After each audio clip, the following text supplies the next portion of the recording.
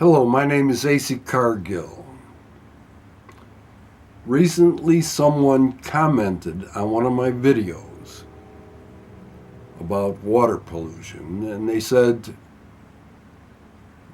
they should capture some of the waterfowl and test their blood to see if they're contaminated with the toxins from the discharges. Well, most waterfowl are either mated or in a tightly controlled group. A lot of times they got little babies. Once they are captured for testing, it's unlikely that they'll ever find their way back to their original group and have a hard time getting in a new group. Now, I have witnessed scientists setting up nets to capture birds just to put rings on their legs so they can track them. It's a very traumatic thing for the birds. It's a very rough capture. A lot of them get killed. The scientists feel that it's worth it for their knowledge. I started complaining vehemently, and I was immediately surrounded by the park police, doing their power stance.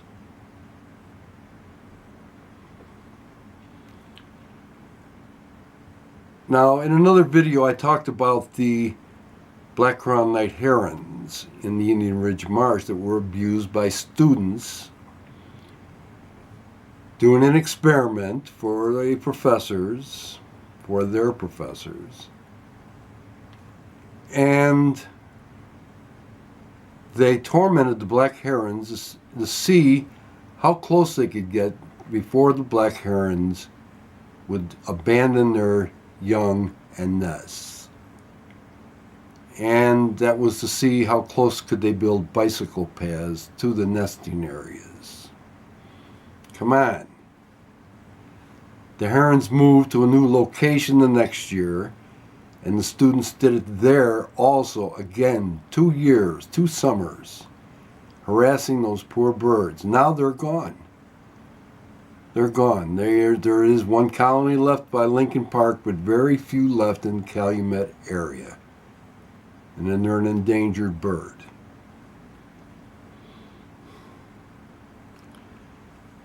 That experiment was approved by the local Calumet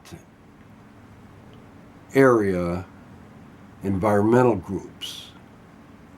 They put more value on bicyclists than they do with the wildlife. They're good with air and water pollution, but they are not concerned about the wildlife.